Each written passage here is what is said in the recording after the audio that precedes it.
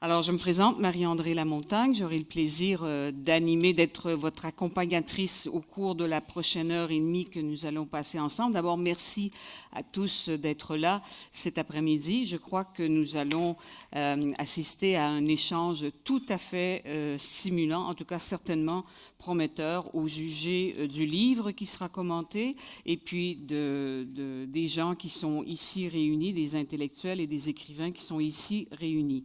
Dans un premier temps, je voudrais vous rappeler que nous allons assister cet après-midi à la seconde des 2 rencontres littéraires que tient chaque année l'Académie des lettres du Québec, l'une au printemps et l'une à l'automne. Alors, nous y voici. Celle d'aujourd'hui a lieu en partenariat avec le Festival littéraire international Métropolis Bleue et le Salon du livre de Montréal, ainsi que Bibliothèque et Archives nationales du Québec, qui est notre hôte cet après-midi, et nous en sommes très heureux, donc, qui nous accueille à la Grande Bibliothèque. Alors, merci à tous ces partenaires et merci à l'Académie des lettres du Québec de jouer le rôle qui est le sien dans la société québécoise et le paysage culturel, littéraire et intellectuel québécois. Donc, le sujet de notre rencontre, je vous le rappelle à partir de l'intitulé, ça ne vous a pas échappé, Plonger dans les différences, le Québec actuel au prisme de la littérature. Ça, c'est le titre et c'est un essai remarquable qui est la pierre d'assise de notre réflexion. Son auteur est Pierre Neveu, ici présent. Le titre de cet essai, Géographie au pluriel, Géographie du pays proche, paru il y a quelques mois aux éditions du Boréal, et en sous-titre, Poète et citoyen dans un Québec pluriel. Dans cet essai, Pierre Neveu fait d'abord remarquer que notre époque ne se prête plus guère à la formation de grands récits, comme on pouvait les nommer autrefois, sinon peut-être dans une éthique de la proximité qui agrégerait l'écologisme, le féminisme, donc pas l'écologie, l'écologisme, le féminisme, le bien-être individuel, la réparation d'injustices passées et une attention aux minorités de toutes sortes. Alors, on se demande à quoi pourrait bien, nous demandons maintenant à quoi pourrait bien ressembler un tel grand récit et s'il est seulement possible. Mais heureusement, il y a la littérature. Alors c'est le pari qu'à l'Académie des lettres, on a voulu tenir cet après-midi. Interrogeons la littérature, si on la laissait parler, mais la littérature qui pense, la littérature qui réfléchit à la société. Alors, que dirait-elle du Québec actuel? Comment peut-il, doit-il relever le pari d'une société où les différences culturelles deviennent ouverture à l'autre, mais sans reniement de soi, sans refus d'hériter? Là est la question. Alors voilà le sujet qui va nous occuper au cours de la prochaine heure et demie, en 2 temps, en 3 en fait. Je vous rappelle un peu le déroulement. D'abord, Pierre Neveu va s'entretenir avec Yvon Rivard, donc 2 écrivains, 2 essayistes, mais pas que, hein, ils ne sont pas qu'essayistes, c'est déjà beaucoup d'être essayistes, mais ils sont aussi romanciers et poètes, s'agissant de Pierre Neveu. Mais tout de même, l'essai est un genre que tous 2 pratiquent avec bonheur. Yvon Rivard a lu l'essai de Pierre Neveu et d'autres de ses livres d'ailleurs, et il va l'interroger sur ce Québec qui apparaît maintenant entre les pages et dehors dans la société, pendant à peu près 40 minutes, 40-45 minutes. On sera tous attentifs, mais j'en connais 3 qui seront très attentifs. Ils sont assis là-bas. Donc, ils vont débattre ensuite à partir de ce qu'ils auront lu, d'abord le livre, mais aussi de ce qu'ils auront entendu. Et on ne peut pas présumer du tour que prendra cette conversation, cet échange entre Yvon Rivard et Pierre Neveu.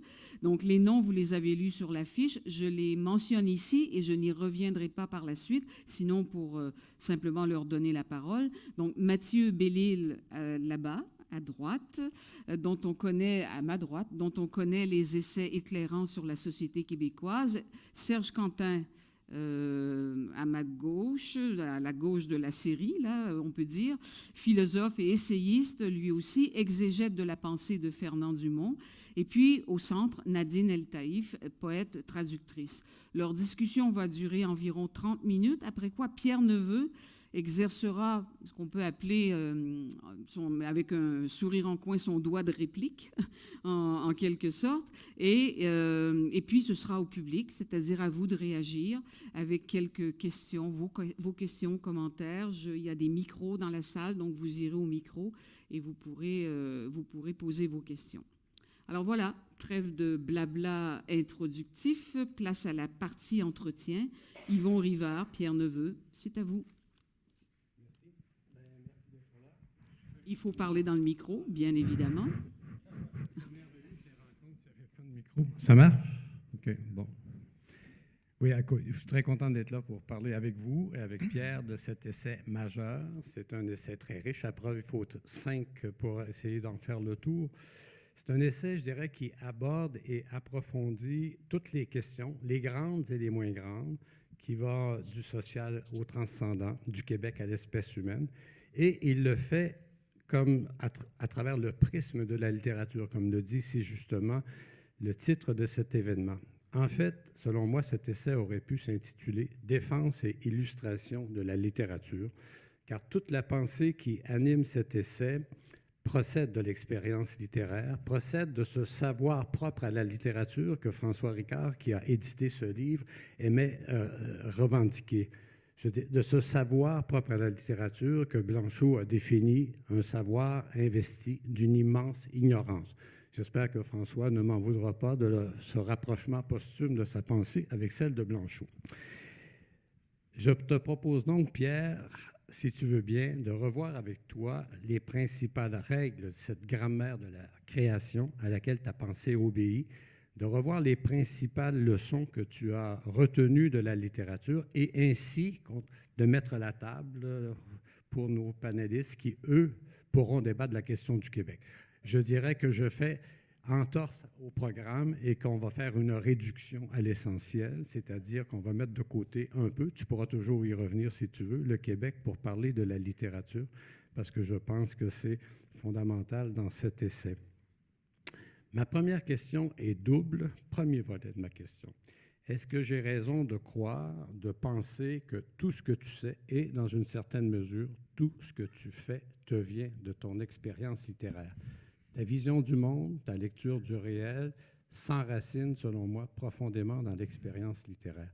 En te lisant, je pensais à Kafka, ce pur littéraire, cet être apolitique dont tout le monde s'est étonné qu'il ait été un des premiers à prédire les totalitarismes européens du XXe siècle. Chez lui, comme chez toi, je dirais que c'est le poète qui a formé et qui a éduqué le citoyen. Est-ce que tu acceptes ce compagnonnage de Kafka et le fait que le poète éduque le citoyen? Bien, tout de suite, je dirais tout ce que je sais, tout ce que je pense, dire que ça vient de la littérature, là, c'est sûr que d'entrée de jeu, j'ai une certaine réticence. J'ai beaucoup appris de la littérature. Bon, c'est sûr pour moi, la littérature, dès le départ, s'est présentée comme un monde de singularité, mais de singularité, donc, des individus, des situations aussi dans les poèmes. C'est toujours une voix singulière qui parle et les meilleurs poètes sont particulièrement singuliers. Donc, je dirais que c'est déjà ça, on peut y voir un prolongement politique, si on veut, dans la mesure où c'est déjà une ouverture au pluriel, mais une pluralité où les singularités sont souvent exemplaires, ou en tout cas nous interpellent, proposent des possibles qui pourraient être les nôtres. Je dirais, deuxième point, c'est la notion d'étrangeté ou d'inadéquation à soi. Bon. Le hasard, peut-être, mais c'est sans doute jamais tout à fait le hasard, a fait que les deux premiers poètes qui m'ont vraiment marqué, et qui m'ont marqué d'ailleurs de façon durable, Saint-Denis Garneau, d'une part, et Henri Michaud, le poète d'origine belge, d'autre part, sont des poètes qui sont radicalement des poètes de l'inadéquation à soi, ou des moi multiples, de l'étrangeté. Et de ce point de vue-là, donc, cette idée que l'identité est une notion fondamentalement problématique et fondamentalement marquée par des décalages. On pense évidemment au fameux célèbre poème de Saint-Denis Garneau, Accompagnement, où on a ça représenté dans un espace, bon, il marche sur le trottoir à côté de lui-même en joie. Bon. Donc, ça, c'est sûrement que ça a déterminé dans une bonne mesure bien toute ma vision de l'identité. Cela dit, si j'ai des réserves sur cette affirmation-là, bon, d'abord, évidemment, je ne me dirais pas apolitique comme Kafka, sûrement pas. Au contraire, je dirais même que le politique, pour moi, a précédé la littérature. Parce que, en fait, et c'est une question d'abord chronologique, j'ai vraiment commencé à écrire à l'âge de 16 ans. Et à cet âge-là, j'avais déjà ça paraîtrait prétentieux ou abusif de dire expérience, mais j'avais une fréquentation du politique qui était importante à cause de ma famille, à cause des discussions que j'entendais. Et donc, quand je suis arrivé à l'écriture, il y avait déjà cette toile de fond d'une communauté et qui s'adonnait aussi à être un enjeu absolument fondamental dans le discours public, c'est-à-dire la question du Québec, qui a surgi essentiellement lorsque j'ai 13 ou 14 ans, donc à la mort de Duplessis. J'ai 13 ans en 1959, à la mort de Duplessis. Donc, si on veut, les visions ou les orientations littéraires dont je viens de parler, elles se sont coulées aussi dans un horizon qui était celui du Québec, sans nécessairement s'investir totalement là-dessus, puisque j'ai jamais été un poète. D'abord, disons que je suis arrivé à un moment aussi, il faut voir, où la question du Québec, elle apparaissait dans tout un courant de poésie qu'on a appelé la poésie du pays, entre 1960, 65, 66 surtout, puis on peut étendre jusqu'en 70 avec l'apparition, bien sûr, de L'Homme rapaillé de Gaston Miron. Donc, je dirais, cette liaison de la poésie et du politique sur un plan plus explicite, elle était déjà en cours à ce moment-là, et surtout dans un discours qui interprétait les poèmes dans cette orientation-là. Donc, le contenu de ma poésie n'était pas à cette époque-là fondamentalement politique. Mais ce que je peux dire à plus long terme, c'est qu'à un moment donné, il y a eu une rencontre entre les deux qui fait que la poésie, ma pratique de la poésie, ensuite a rejailli, a comme trouvé des champs d'application, si on veut, sur le terrain politique. Je ne voulais pas te poser cette question, là, c'est un peu... Mais tu dis que tu n'étais pas apolitique, mais je me souviens que quand on était à Liberté, on t'avait fait quelques appels. On aurait bien aimé t'avoir à la revue, mais tu ne voulais pas venir. Tu ne m'as jamais dit pourquoi, on va le savoir aujourd'hui. Que tu préférais rester à Spirale, qui était beaucoup moins politique que Liberté. Donc, tu étais quand même apolitique d'une certaine façon dans le choix de la revue dans laquelle tu t'investissais. Oui, mais... bien sûr, il faut voir, là, j'ai enseigné la littérature pendant plus de 35 ans. C'est évident que la littérature comme telle était un objet central de préoccupation et en particulier qu'en tant que critique, si j'ai été à Spirale, c'est que Spirale était une revue fondamentalement de critique de livres. La lecture des œuvres, la lecture des livres. Et c'est toujours ça que j'ai fait. C'est-à-dire, j'ai fait, par exemple, énormément, pas exclusivement, mais beaucoup de comptes rendus, de critiques de poésie comme telle. Et donc, oui, sans doute. Mais moi, j'ai jamais voulu investir. Là, il faudrait qu'on parle, mais ça serait hors question, de l'orientation de la revue Liberté à ce moment-là. Oui, non, mais ça, c'est un autre sujet. Je n'étais pas toujours en accord. Un autre sujet. Bon. Alors, mais je dirais plus généralement, j'ai jamais été quelqu'un qui s'est engagé dans des causes ou même dans des revues qui auraient été plus ou moins orientées idéologiquement ou etc. Le politique, pour moi, ça a toujours été un champ de réflexion, et puis quand je suis intervenu, ben, c'est plus à travers, par exemple, des lettres aux journaux, des lettres aux devoirs en particulier. C'est ça. Ma première hypothèse d'interprétation ayant été rejetée, heureusement, j'en ai une deuxième. Elle est la suivante. Je lis dans Géographie du pays proche, du pays proche, cet essai comme l'exploration, malgré tout, d'un espace littéraire qui s'inscrit profondément dans la culture chrétienne. Et encore là, je pense à Kafka, dont l'expérience littéraire s'inscrit profondément dans la culture juive. Deuxième hypothèse, j'espère que j'aurai plus de succès avec celle-là.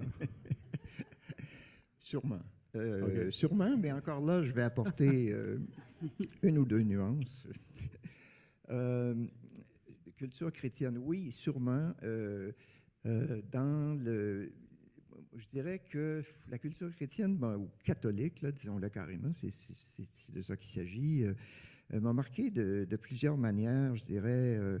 C'était d'abord une expérience à la fois éthique et esthétique. Bon, je passe sur l'esthétique parce que c'est peut-être banal de dire ça, mais pour moi, le monde catholique, c'était un monde où il y avait effectivement une dimension esthétique dans les cérémonies, par exemple. Mais c'était une esthétique chargée de symboles et je dois dire que ça, c'est ce monde chrétien symbolique qu'on trouve évidemment dans les grandes fêtes.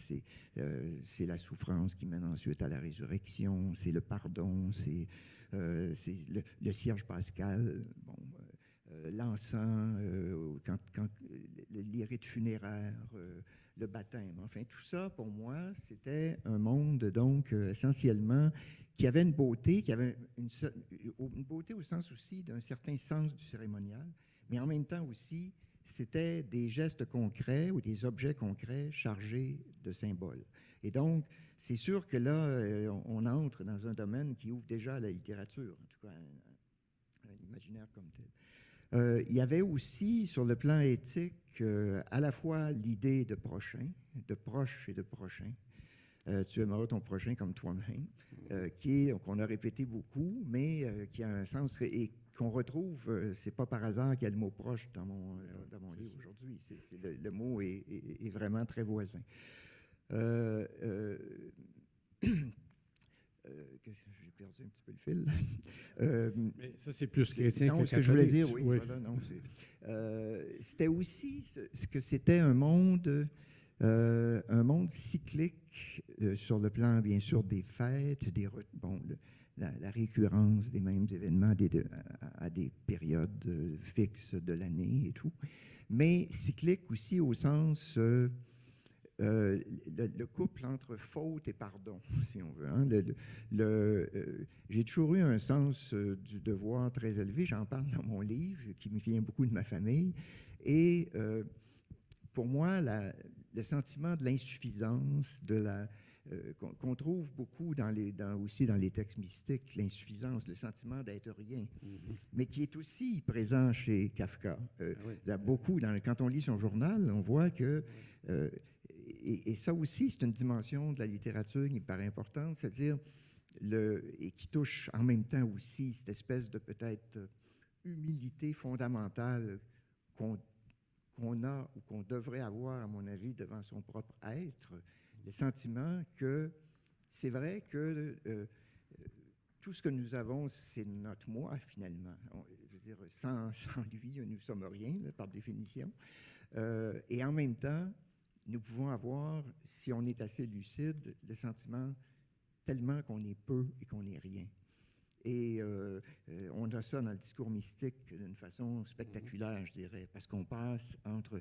j'ai écrit sur Marie de l'Incarnation, et chez Marie de l'Incarnation, il y a une espèce de fougue qui est en fait dans l'écriture, une formidable affirmation du moi, finalement. C'est-à-dire que c'est un moi qui peut s'exposer complètement, et donc qui suppose que c'est intéressant, évidemment. C'est un moi grandiose, et en même temps qui est constamment pris par le sentiment qu'elle n'est rien du tout. Et Kafka, il y a des phrases de Kafka qui sont, y compris dans le fait quand il se dit incapable d'écrire, mais à un moment donné, il y a cette phrase que j'avais notée, le tramway qui passe est plus chargé de signification vivante que moi.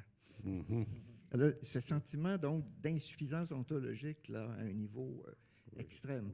Alors, ça, je dirais, je ne sais pas d'où c'est parti, mon commentaire. La culture chrétienne, ça peut nous mener loin, plus loin que... Mais en fait, tout ce que tu viens de dire prouve en quelque sorte mon hypothèse, parce qu'il y a 3 grands ordres d'éthique dans ton livre qu'on peut ramener, moi, que je ramène à la fois à l'expérience littéraire et à l'expérience littéraire enracinée dans la culture juive, c'est-à-dire la proximité, c'est central, c'est dans ton titre, l'altruisme et la transcendance. Ces trois ordres-là, c'est les fondements de ton essai. C'est-à-dire que, comme tu l'as dit tantôt, tout l'essai obéit, se déploie dans l'attention, déploie l'attention entre le proche et le lointain. Ça, c'est très, très évident.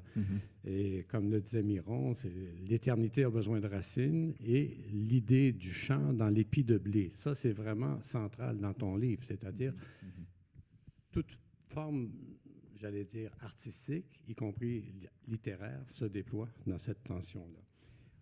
Et d'ailleurs, ça correspond assez bien, cette tension-là, à ta propre définition de toi-même. Tu te définis comme un cosmopolite enraciné. On pourrait dire de toi aussi que tu es un Québécois errant, si on se réfère à tes pérégrinations canadiennes et autres, et aussi comme un écrivain migrant, comme disait Marie-André. Tu migres d'un genre littéraire à l'autre, d'une langue à l'autre, d'une littérature à l'autre. Donc, et ce que je trouve admirable, c'est que ces trois ordres d'éthique sont indissociables. Il n'y a pas de proximité sans altruisme, il n'y a pas d'altruisme sans transcendance. L'altruité, la proximité, tu en as fait le cœur de ton essai, Géographie de pays proches, mais c'est ça que j'aime, chaque fois que tu énonces quelque chose comme ça, tout de suite, la vérité contraire apparaît.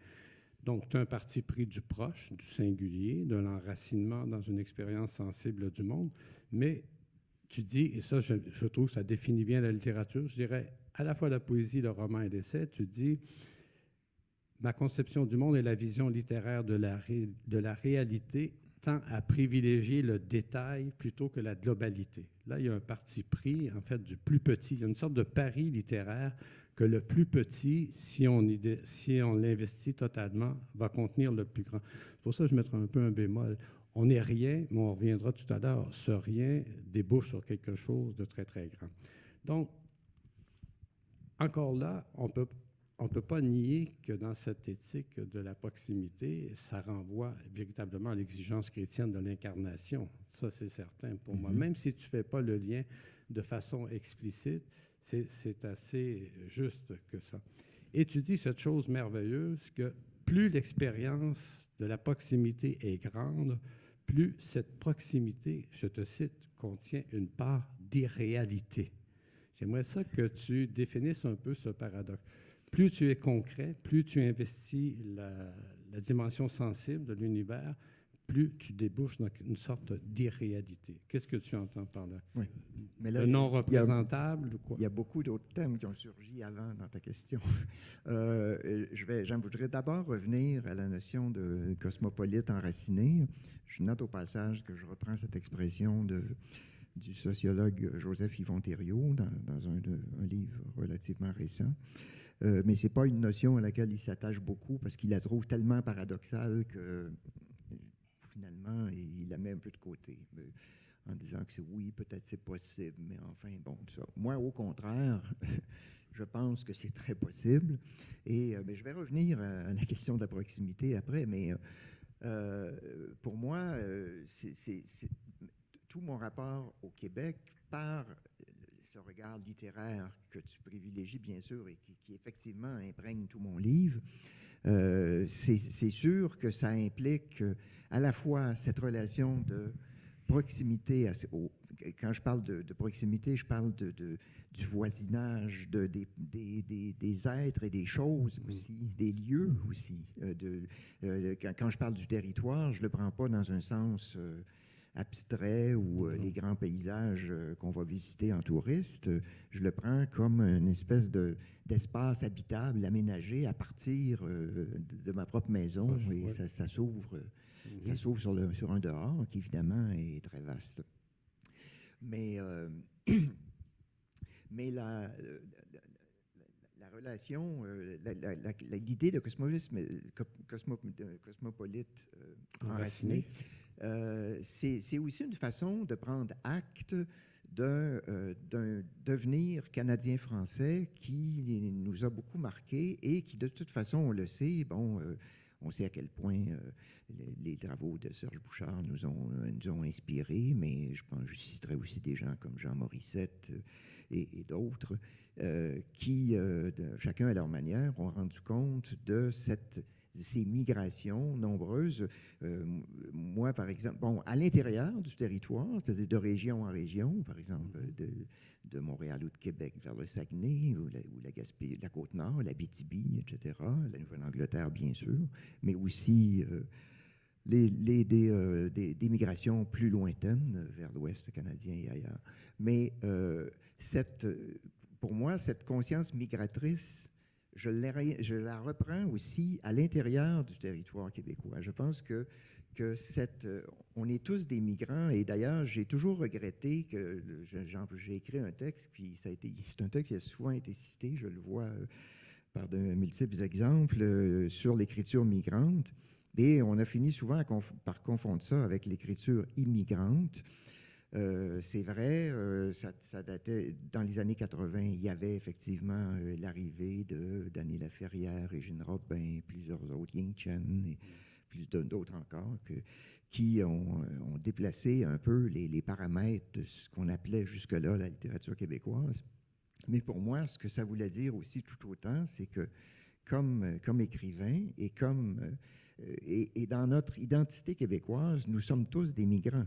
Nous sommes en devenir, et nous sommes aussi dans une traversée des territoires, des espaces où nous habitons, dans la traversée d'un imaginaire qui est, bien sûr, qui se fait en présence d'autres références. Et je pense que ça, quand je parle de cosmopolite migrant, justement, c'est un peu ça que je retiens. Je pense, par exemple, j'avais invité dans les années 90 l'écrivain martiniquais Édouard Glissant à donner un cycle de conférences à l'Université de Montréal. C'est un événement qui a été assez mémorable. Gaston Miron, d'ailleurs, y assistait assidûment. Et une des phrases qui m'avait retenu de Glissant, c'est désormais, il disait, j'écris en présence de toutes les langues du monde. Et qu'est-ce que ça veut dire concrètement? Ça veut dire, en tout cas, qu'on est à l'écoute. Dans notre enracinement québécois, on est à l'écoute d'autres langues. Alors, ça peut être concrètement, lorsque je me promène à Montréal et que j'entends parler d'autres langues ou d'autres accents du français, mais c'est une sensibilité aussi qui vient du monde actuel, qui vient des reportages qu'on peut entendre, où on entend des voix étrangères, mais d'un sentiment que nous sommes vraiment en présence d'un monde relativement babélien, et que notre enracinement, notre singularité même linguistique, elle se situe à l'intérieur de ça. Elle est aussi une écoute de ça. C'est pour ça que la conception de la langue comme sur un mode purement défensif, purement comme une forteresse, ça me paraît extrêmement difficile à défendre, et même concrètement, mais je pense sur le plan théorique, sur le plan idéologique, ça me paraît une position impossible à maintenir dans la situation du monde actuel. Mais revenons à la question de la proximité. Alors, oui, pour moi, l'instrument de la proximité essentiel dans mon écriture, c'est sûr que ça a été la poésie. C'est sûr que le roman est un autre mode d'approche, mais je l'ai assez peu pratiqué. Mais je dirais que la poésie, c'est s'approcher du monde avec des mots. C'est sentir, c'est vraiment un sentir, à un moment donné, c'est que nommer les choses, c'est déjà s'en approcher. C'est sentir que le mot est déjà une avancée vers le monde. Et une avancée vers le monde qui est aussi, donc un monde d'être, de matière, de choses. Je vais donner un exemple qui me vient, je vais revenir à Gaston Miron, qui est un sujet de prédilection chez moi. À un moment donné, dans la marche à l'amour, il dit « Moi qui suis charpente et beaucoup de fardoche. Moi qui suis charpente et beaucoup de fardoche. » Et je dirais, on a là l'exemple de deux c'est des références donc très matérielles, et tout ça, qui dit, évidemment, on peut les traduire, dire charpente, ça fait penser à carrure, ça fait penser à quelque chose qui est donc tout de même structuré, la charpente d'une maison. Fardoche, évidemment, c'est le contraire. En même temps, le poème crée une sorte d'affinité entre ces deux mots-là, puisque un commence et l'autre finit par le même son, charpente, fardoche. Et en même temps, on est devant une identité qui est... en tout cas, il y a une proximité qui est donnée parce que c'est des mots qui rejoignent notre expérience, et une expérience qui est presque tactile, je dirais, charpente. On sent le bois là-dedans, on sent les broussailles, on sent... Bon.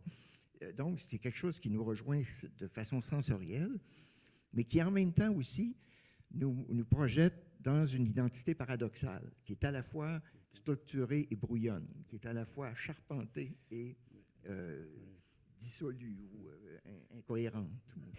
En fait, c'est sûr que la conception de la proximité est une conception poétique. Si on prend comme une réalité que la poésie est plus proche du lieu que du temps. Ça, c'est un truc, je suis très proche de tout ce que tu dis dans ton essai, sauf que j'ai des bémols. Tu sembles dire constamment que c'est l'expérience de l'espace, du territoire qui ouvre, qui libère, alors que l'expérience du temps enferme. Enferme? Non. Tu dis ça, mais tu corriges plus loin parce que quand tu parles du temps, la plupart du temps, tu parles d'histoire. Tu ne parles pas du temps, sauf à la toute fin où tu, j'allais dire, rends hommage à l'instant qui est le cœur vibrant du temps qui contient même l'avenir. J'ai l'impression que ce n'est pas un défaut, là. C'est-à-dire que l'éthique de la proximité qui est très, très présente, qui s'enracine dans une pratique de la poésie, du sensible et du proche, résiste un peu à toute migration qui existe aussi dans tout poème, qui nous fait décoller un peu de l'enracinement dans la réalité sensible. Le mot migration est un mot que tu aimes, mais il y en a un que tu utilises ce mot dans un autre contexte et qui nous amène au deuxième axe qui structure ton livre, c'est-à-dire celui de l'altruisme. Oui, tu es enraciné et tu dis, plus l'enracinement, plus l'expérience de la proximité est grande, il ne faut pas oublier, et là je te cite, que la proximité est un abîme. Et là, il y a quelque chose de vertigineux et qui, pour moi, est au cœur même, non seulement de toute démarche littéraire, mais de toute pensée. Si tu creuses le sensible, tu vas aboutir dans ça va devenir un abîme, c'est-à-dire ça va te projeter ailleurs. Et je rattache ce passage à ce que tu dis de la musique et qu'on pourrait aussi dire de la littérature. La musique, j'ai la citation exacte, je ne veux pas la massacrer,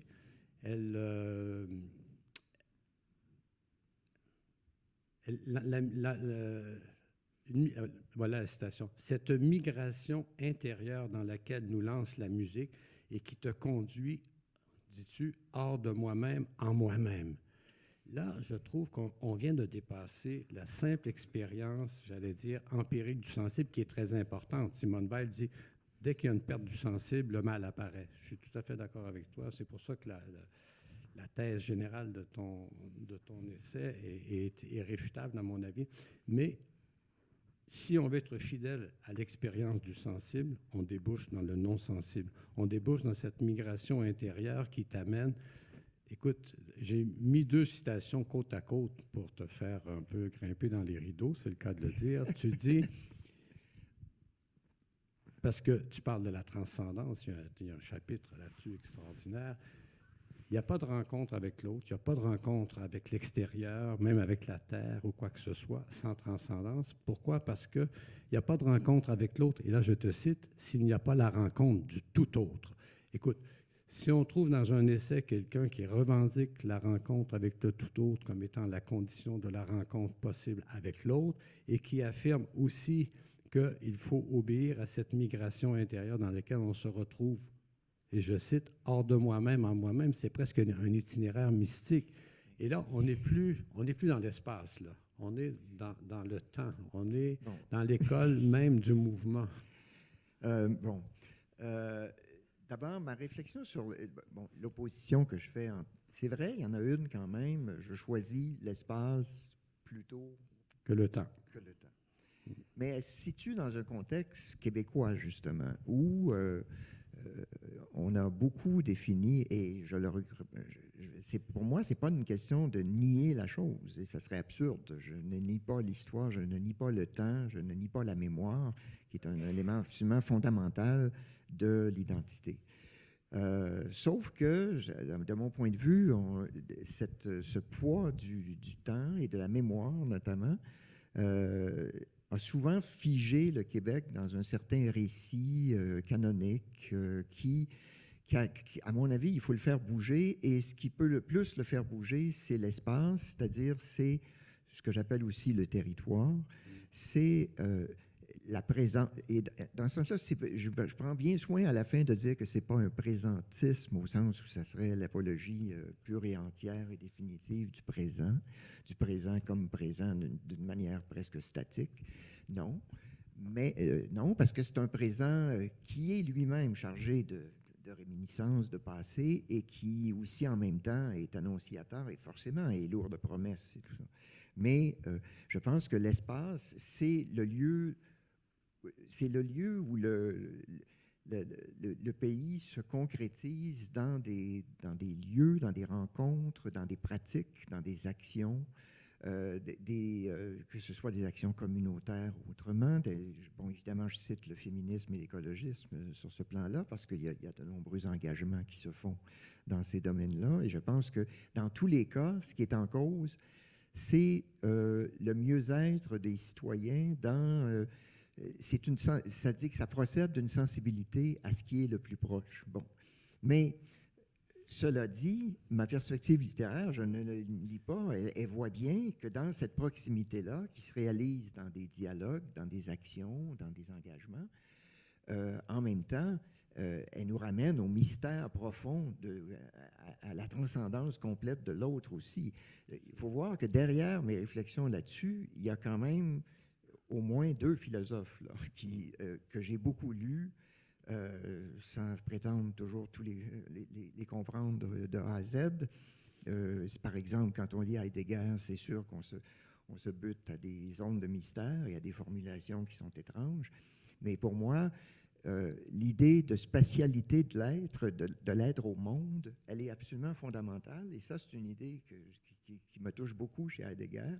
C'est-à-dire l'idée que c'est pas seulement qu'on est dans l'espace, il n'y a pas un sujet qui ensuite se trouve plongé dans un espace, c'est que l'expérience même du monde est spatiale, est un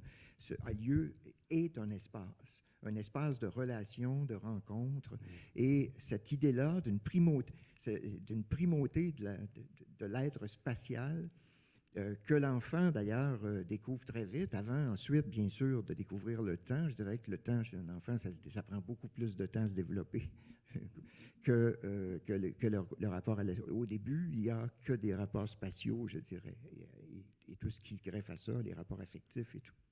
Mais ça se passe toujours dans des espaces, dans une appropriation des lieux, des espaces. Mais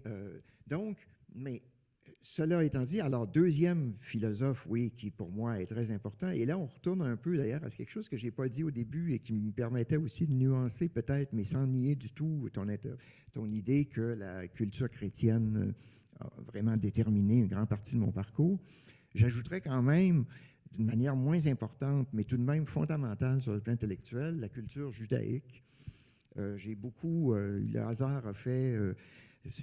tout ça est né d'une rencontre et ensuite j'ai donné un cours sur les écrivains juifs du Québec à l'Université de Montréal et ça m'a fait beaucoup étudier cette culture de l'étude, du livre, du commentaire, mais aussi cette éthique de l'altruisme, de l'altérité. Et de l'autre, chez Lévinas, c'est vraiment le tout autre, c'est-à-dire l'autre n'est pas connaissable. L'autre, ça ne se pose pas dans l'ordre de la connaissance, ça se pose dans l'ordre de la responsabilité. C'est la grande idée, une des idées fondamentales de Lévinas.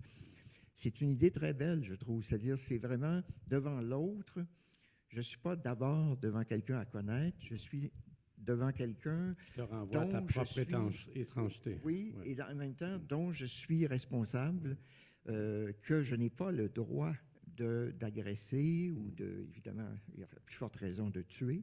Le tu ne tuera point, pour lui, c'est l'injonction fondamentale de l'altérité. C'est vraiment que l'autre a autant besoin d'exister que moi, son existence et même un engagement de ma part. C'est-à-dire, d'une certaine manière, c'est comme si j'étais plus engagé à l'égard de l'autre, oui, de l'existence de l'autre. Puisqu'on va sur ce terrain, je vais tenir mon bout, parce que l'expérience de l'espace ou l'expérience de l'autre qui ne débouche pas ou qui n'est pas tiré par une expérience du temps ou une exigence d'infini. C'est le même Lévinas qui définit le mal comme un déficit d'infini. C'est-à-dire, et c'est ça la grande question, et on n'aura pas le temps de le débattre, on ne le videra pas, mais quand même, la grande question, est-ce que l'altruisme que tu utilises plutôt que le mot charité, c'est drôle, tu n'utilises jamais le mot charité en passant, est-ce que l'altruisme, est-ce qu'il y a des possibilités de relations harmonieuses entre les humains sans le détour par l'infini? Chez Lévinas, c'est chez Lévinas aussi. Ce qui me permet d'être responsable de l'autre, c'est que je suis en relation avec quelqu'un qui est autre que moi. Ça, c'est certain.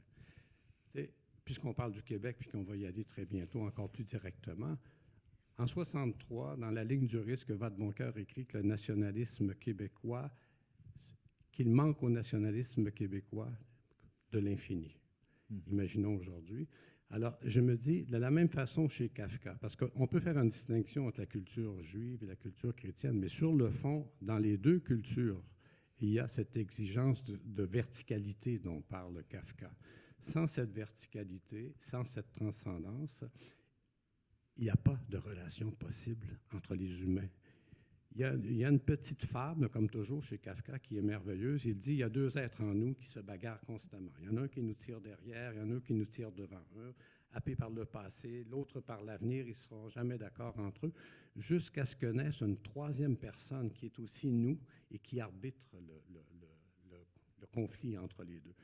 Autrement dit, tu dis dans ton livre que de la même façon qu'on découvre son identité par le détour, au terme d'un détour par l'étranger, je pense qu'il n'y a pas de relation à l'autre sans le détour par le tout autre. Et le tout autre, on peut en parler longtemps, là, on ne dit pas Dieu, mais on n'est pas très, très loin de quelque chose qui échappe au représentable et qui nous amène dans une sorte de mystère.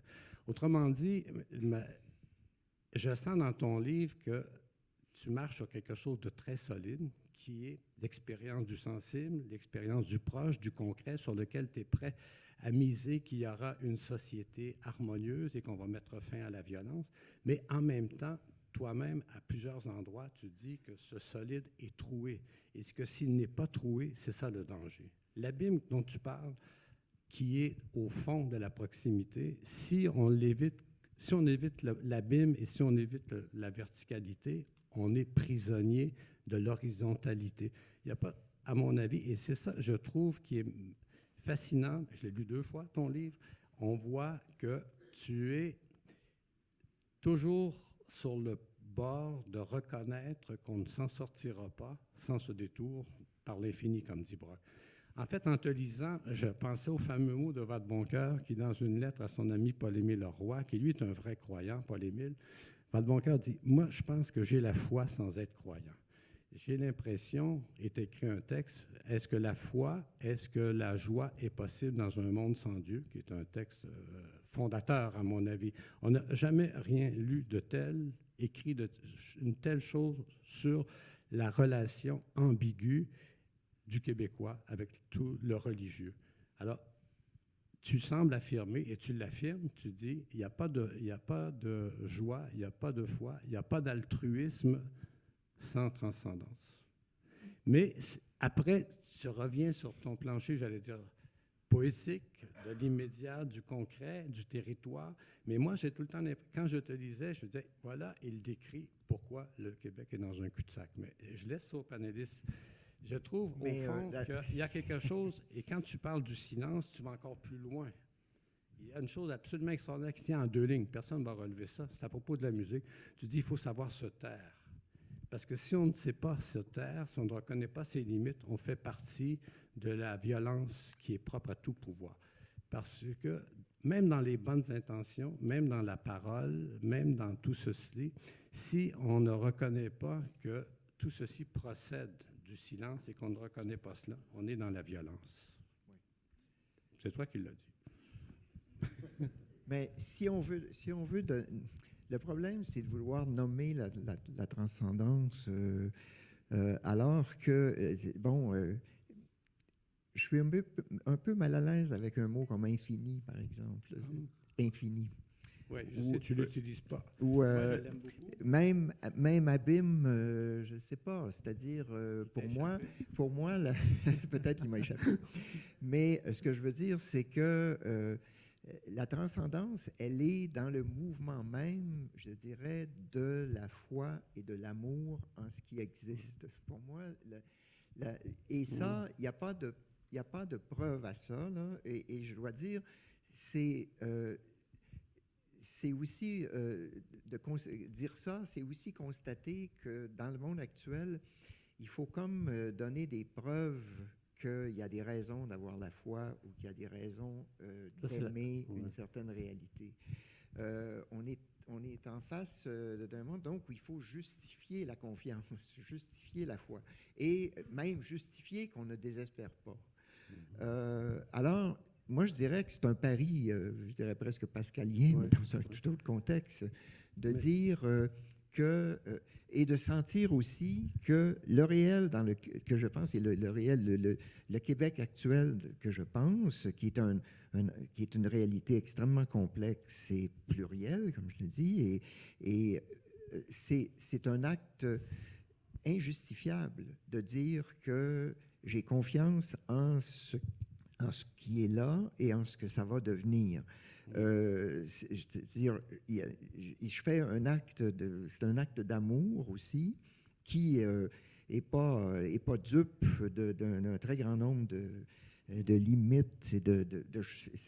On peut aimer quelqu'un et lui trouver aussi des défauts, et c'est facile de trouver des défauts au Québec. Mais cela étant dit, je pense que la transcendance, elle est dans cet élan d'un dépassement du réel donné, d'abord. Et c'est un mouvement qui est aussi un mouvement. On revient un peu à ce que tu as dit au début sur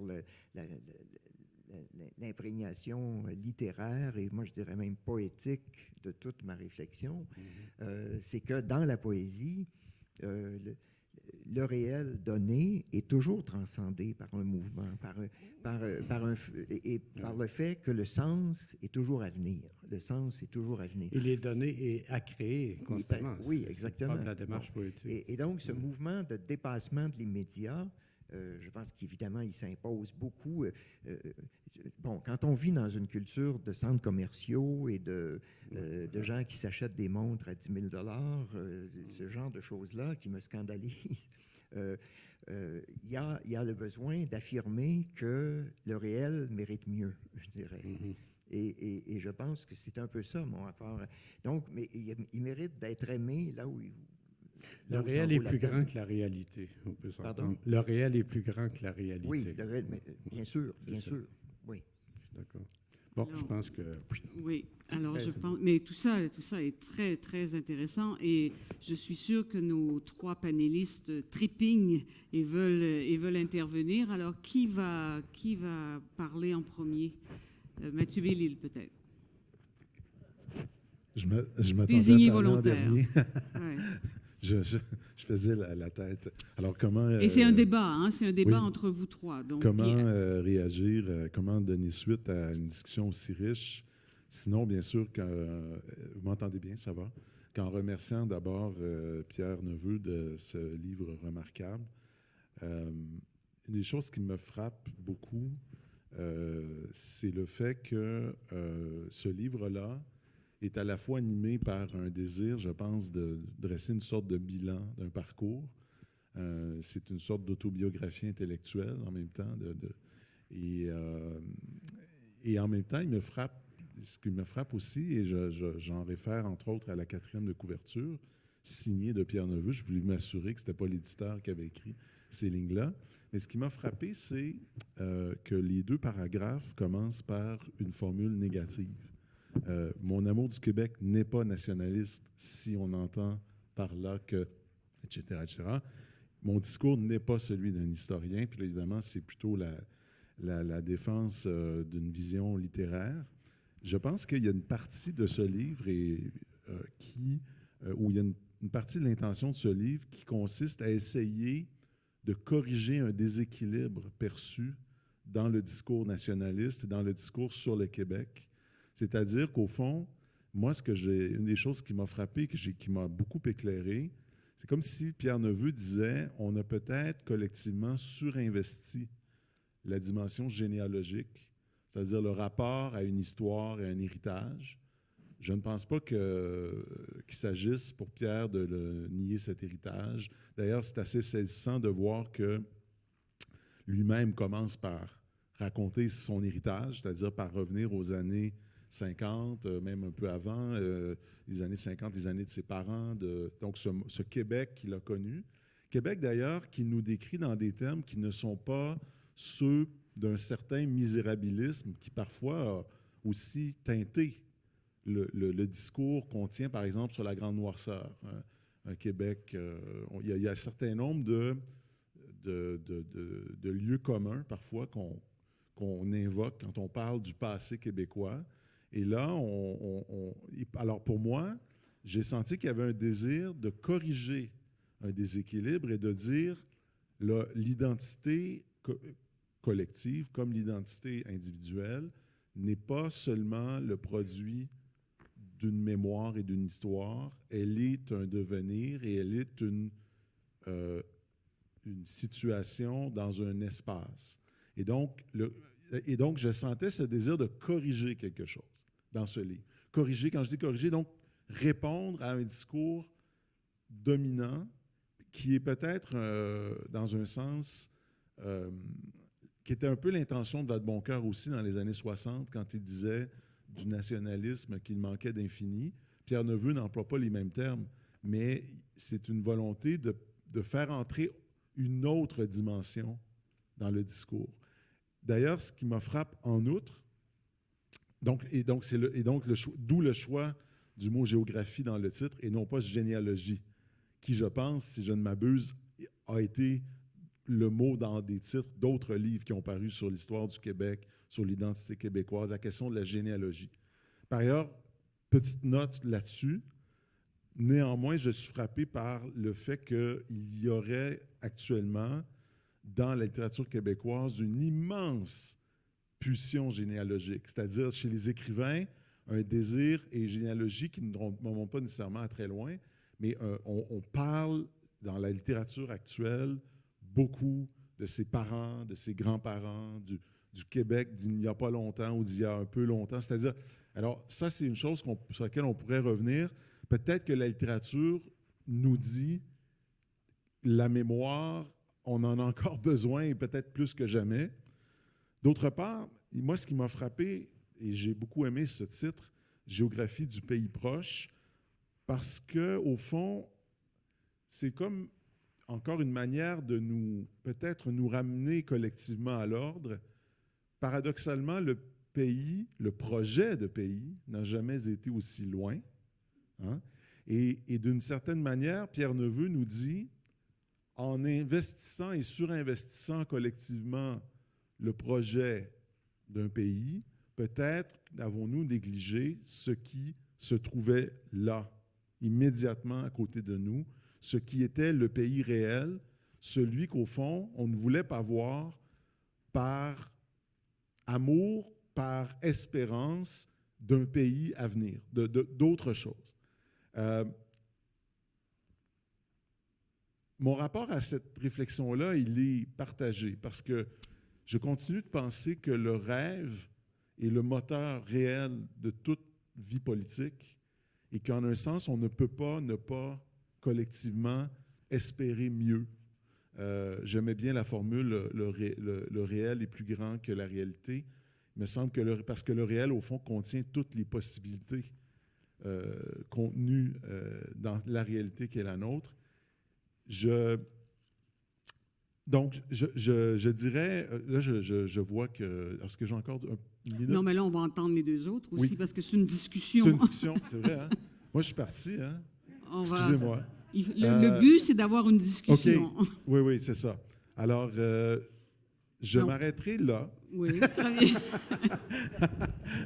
Très bien. En disant, oui, que ça, j'ai aimé cette idée qu'il fallait peut-être revenir à ce qui était là et non pas simplement toujours penser à ce qui n'y était pas encore. Parfait. Nadine Eltaïf. Désolé. Non, il n'y a pas de désolation. Il y a une discussion. Nadine Eltaïf. Oui, alors je vous remercie de m'inclure dans votre discussion. À venir, la discussion. Voilà, je voudrais juste vous dire que je suis plus familière avec la poésie que l'essai. Donc, excusez-moi si je ne vais pas traiter de l'aspect social, en fait. Mais par contre, j'ai vu que votre conversation touchait beaucoup à la métaphysique et à la réflexion sur la nature et la musique. Et donc, je voudrais d'abord dire combien j'ai apprécié ce livre et qu'il est important, car il traite en fait d'abord dans la question identitaire, société. Donc, il dit une société qui se ferme sur elle-même et qui cherche son identité sans considérer l'existence de l'autre, quand sa propre identité est une société vouée à périr. Effectivement, la vie est tournée vers l'avenir et l'identité est toujours à venir. Todorov disait « L'identité est la somme de tout ce qu'on a été durant sa vie ». Et le livre de Pierre Neveu, qui traverse 40 années de l'histoire littéraire du Québec et les métamorphoses de la pensée tout au long, comme quoi rien n'est figé dans l'histoire et que la pensée suit les mouvements du temps. Il se penche sur les questions du territoire, du paysage, des quartiers de Montréal. Donc la musique, j'y retourne, qui dit qu'elle rassemble au-delà des questions linguistiques. Mais je pense aussi que quand vous avez parlé de la transcendance, je dirais, j'ai essayé de comprendre ce mot, et moi je le recevais comme une sorte de recevoir qui n'est pas sans donner. Et je crois que c'est ça, en fait, la transcendance. C'est un mouvement du don et du reçoit. Et je crois que ça illustre bien l'apport de l'immigré qui arrive, qui reçoit et qui donne. C'est juste une petite réflexion sur cela. Puis, d'autre part, j'ai noté aussi la question de la traduction que vous n'avez pas beaucoup mentionnée dans le livre, et qui a su donc créer...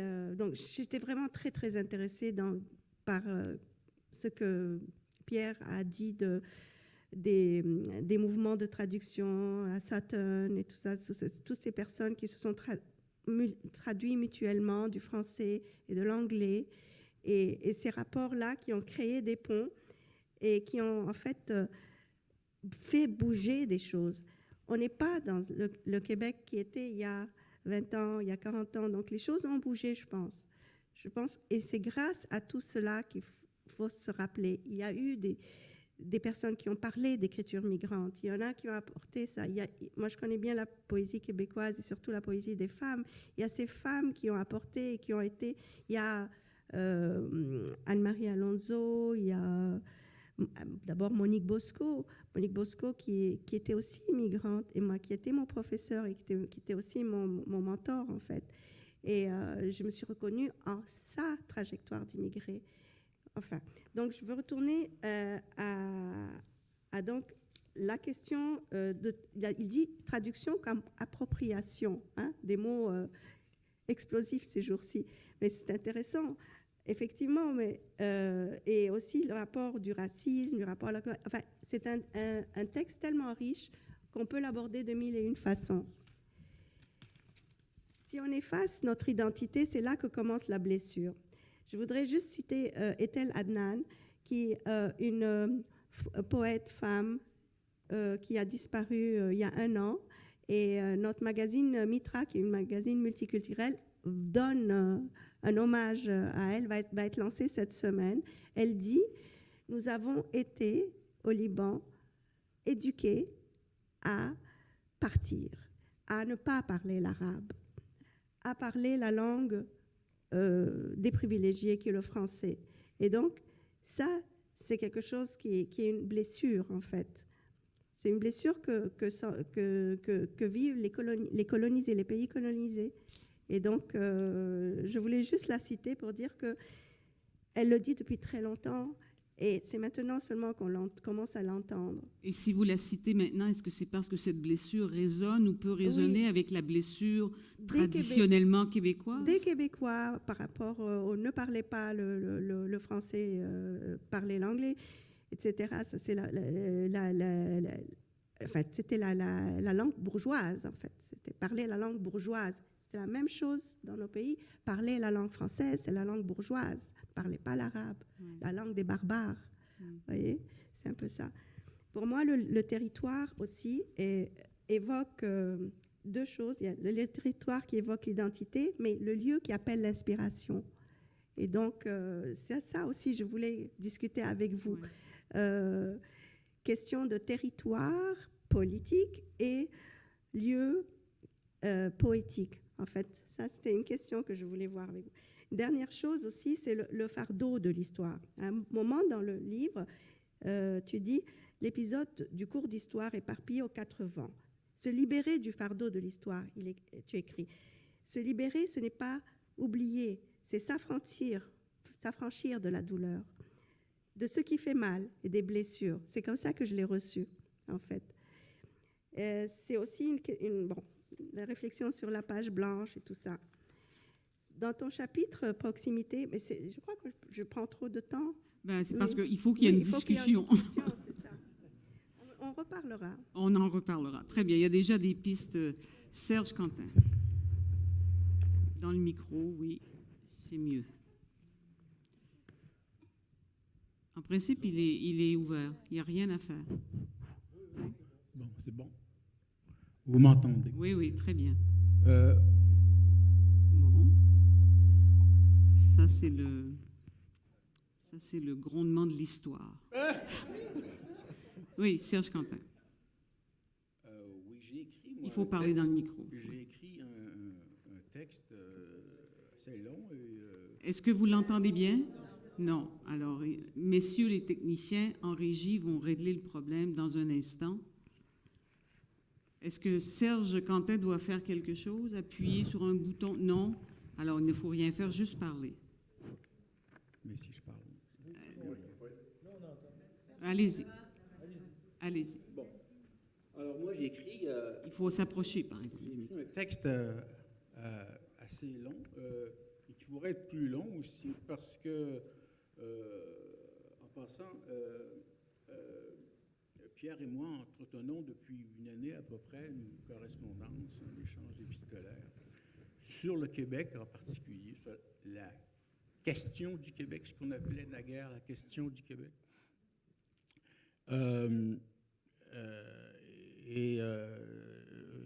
un livre qui donne énormément à penser, bien sûr. C'est un livre qui est, d'abord, je dois dire, magnifiquement écrit, ce qui n'est pas anodin. Hein. Et c'est un livre aussi qui est très rigoureusement construit. Quand on ouvre le livre, ceux qui ne l'ont pas lu,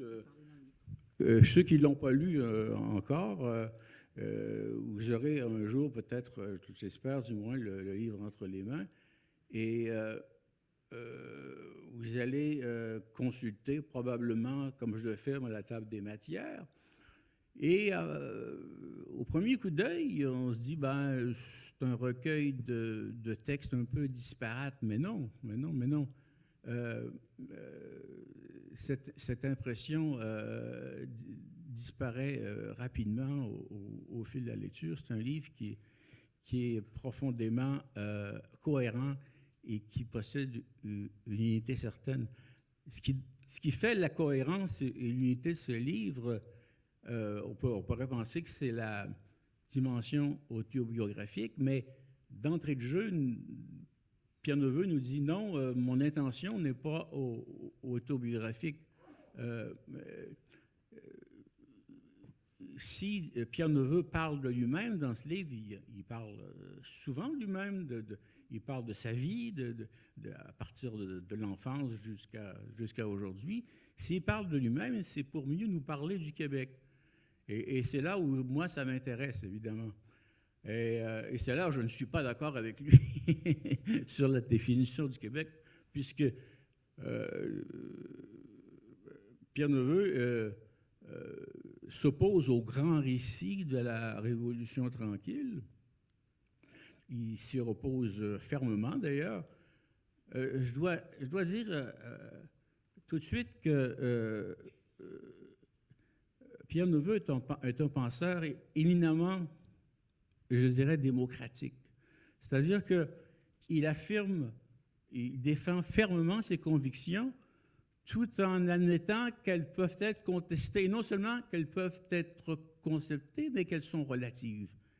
Il y a un passage au début de son essai qui est très révélateur à cet égard. Je voudrais le lire.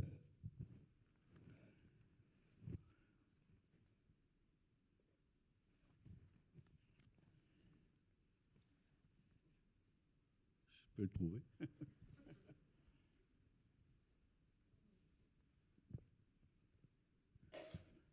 C'est à la page 17. Pierre écrit ceci. « Si mon père avait été un ouvrier gagnant un salaire de misère dans une usine sous l'autorité d'un foreman, aurais-je développé la même vision du Québec, de son histoire et de sa situation actuelle?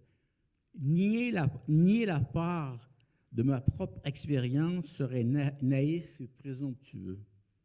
Le grand récit de la Révolution tranquille, dont le pouvoir demeure persistant malgré les réserves, contre-exemples et autres révisions dont il a fait l'objet, ce grand récit d'un homme humilié et dépossédé qui va renaître debout dans sa dignité et qu'un Gaston Miron a porté poétiquement jusqu'à la hauteur d'un mythe fondateur, ne l'ai-je pas appris tout en conservant à son endroit une distance critique qui doit beaucoup, c'est-à-dire qui doit quelque chose plutôt à mes origines. Alors, il y a un aveu ici il y a un aveu de relativisme par rapport à son propre discours qui moi, me touche beaucoup et qui rend possible une discussion, un échange épistolaire qui a duré presque 1 an avec Pierre Neveu, qui ne pense pas, avec qui je suis en désaccord assez profond quant à l'identité québécoise, mais on a pu quand même échanger et devenir même des amis, développer une amitié véritable. Qu'est-ce qui est au cœur de votre différence de vue sur l'identité québécoise? Bien, justement, je pense que c'est la notion de proximité. C'est-à-dire? C'est-à-dire que cette proximité chez Pierre Neveu, contrairement à ce qu'on pourrait penser spontanément, ne s'oppose pas à la distance. La distance est la condition même de la proximité. Et cette distance-là l'incite, lui, à prendre distance, justement, par rapport au grand récit de la Révolution tranquille. Or, moi, je tiens fermement à ce discours de la Révolution tranquille, même si je suis bien prêt à admettre avec lui avec Pierre Neveu, que ce récit n'est plus conforme à la réalité, n'est plus... mais je pense que c'est tout ce qui nous reste. Hein? C'est tout ce qui nous reste au Québec pour sauver les meubles, en quelque sorte, hein? Pour sauver notre identité. Mathieu Bellil? Ouais, moi, je ne suis pas du tout d'accord. Je pense que je comprends cette préoccupation, mais je pense qu'au contraire, au fond, ce que le livre de Pierre Neveu nous permet, jette les bases d'une réflexion sur ce qu'il faut tenter de faire pour que ça continue et pour que ça persiste et que ça se développe. Et donc, et je pense qu'une des choses un des phénomènes qu'il faut admettre et qu'il faut continuer d'intégrer, c'est cette idée désormais que l'identité québécoise, elle ne se dit plus entre nous, si vous voulez, c'est-à-dire entre ceux qui seraient ou celles qui seraient, je dirais, qui auraient partagerait l'histoire, les racines et tout ça, Donc d'origine canadienne-française. d'origine On doit mettre canadienne-française. un nom, oui. Je pense qu'il faut qu'à un certain moment, il faut jeter de nouvelles bases parce que la réalité, moi je la vis comme professeur, mes classes sont à 3/4 composées d'étudiants qui sont soit immigrants, soit issus de l'immigration. Le Québec n'est plus ce qu'il était. Ça ne veut pas dire qu'il ne faut pas s'attacher et qu'il ne faut pas aimer ce qu'il a été. Moi, j'aime ce qu'il a été. J'aime. Mais ce qu'il n'est plus, il faut accepter ce qu'il n'est plus ce qu'il a été et que ce qu'il n'est plus n'est pas à mépriser, mais qu'il faut tenter de penser ce qu'il devient. Et ça, c'est pour ça que j'ai trouvé que cette pensée de Pierre Neveu était importante. Parce qu'elle nous disait, d'accord, il y a une généalogie, mais il y a une suite. Il y a une suite qui se joue dans le présent et dans l'avenir, bien sûr. Serge Contin, réaction? Eh bien, moi, quitte à passer pour un pessimiste incurable, je pense que nous sommes en danger d'oubli de nous-mêmes. Quand je dis de nous-mêmes, je parle bien sûr des francophones québécois. Un peu de temps avant sa mort, mon maître Fernand Dumont disait que nous sommes confrontés au vide et à la menace qu'on n'ose pas envisager en face de notre disparition. Le Québec change. Le Québec change. On parle d'une nation québécoise. On a parlé d'une nation québécoise, un concept auquel Dumont lui-même s'est beaucoup opposé dans Raison commune, parce que il y a une nation francophone, il y a des nations, il y a une nation anglophone, il y a des nations allophones. Au Québec même, il s'agit de créer une société maintenant québécoise, mais qui serait française, hors de langue et de culture française ou francophone. Or, ce que je constate, moi, c'est que les signes sont extrêmement nombreux, que nous sommes en déperdition. Hein? Et c'est pourquoi je m'attache à ce récit de l'identité québécoise, parce que sans ce récit, d'ailleurs, ce que je remarque dans le livre de Pierre Neveu, c'est que l'identité... Pierre Neveu reconnaît qu'il y a une identité québécoise, mais il la comprend non pas sous l'angle de l'histoire, mais sous l'angle de la géographie et du territoire, en quoi il va rejoindre évidemment des chantres de l'américanité. Hein. Et cette façon de penser m'apparaît, moi, mortifère. Nous disparaissons à petit feu et ça me désespère, bien sûr. Et je regarde ça. Évidemment, le Québec ne disparaîtra pas. On va continuer de parler français au Québec, mais le français il est de moins en moins dominant à Montréal. D'ailleurs, il s'agit, par rapport au Montréal que j'ai connu, où j'ai vécu dans les années 70, Montréal est devenu une ville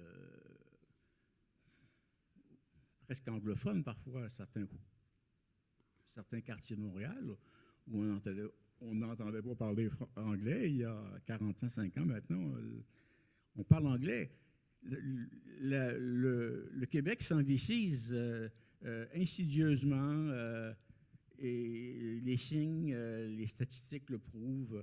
Alors, on va continuer de parler français au Québec pendant longtemps, mais à Montréal, la langue est en déperdition, la langue et la culture québécoise sont en déperdition. Oui, Nadine Eltaï. Oui, s'il vous plaît. Je voudrais justement, entre vous deux, En gardant bien le micro, bien le micro devant vous. Entre nous, entre nous, nous, c'est nous. C'est-à-dire, nous, vous voyez, et on fait partie du nous, entre nous. Et les anglophones aussi font partie du nous, les anglophones québécois, je crois. Là où il y a des ponts, là où il y a des traductions, là où il y a de l'énergie, je crois qu'au contraire, on va vers la création, non pas dans morbidité, je crois. Je pense qu'on devrait... Vous savez, quand il y a deux amants, je prends un immigré et un Québécois. S'il n'y a pas d'admiration, s'il n'y a pas de respect entre les deux, le mariage ne sera pas réussi. Donc, c'est ça que je veux. J'ai envie de vous demander, avant d'aller vers vous, Mathieu Bellé, j'ai envie de vous entendre, Nadine El-Taïf, sur le grand récit québécois là, de la Révolution tranquille. Comment le recevez-vous, vous qui avez une autre histoire? Oui, mais c'est-à-dire que j'ai essayé d'en parler justement en disant que c'était la blessure. C'est-à-dire que c'est un récit qui était blessé. Donc, vous pouvez l'entendre dans sa blessure. Bien sûr, je le reconnais, je m'identifie aussi à la blessure du Québécois, quelque part, avec... nous, c'était les colons français, donc c'est différent, c'est différent. Mais je veux dire que quand je dis, et quand Pierre Neveu le dit, dépassons, j'ai éparpillé mes papiers, et j'ai écrit quand même. C'est-à-dire comme si il s'était débarrassé du passé, quelque part. Ça ne veut pas dire de le nier, ça ne veut pas dire de l'écraser, non. C'est juste se débarrasser du passé, le mot est fort, l'expression est forte. Oui, c'est ça. Mathieu Bellil. Moi, je veux simplement dire que je ne porte pas de lunettes roses, je ne suis pas jovialiste, c'est-à-dire que je vois très bien qu'il y a des défis.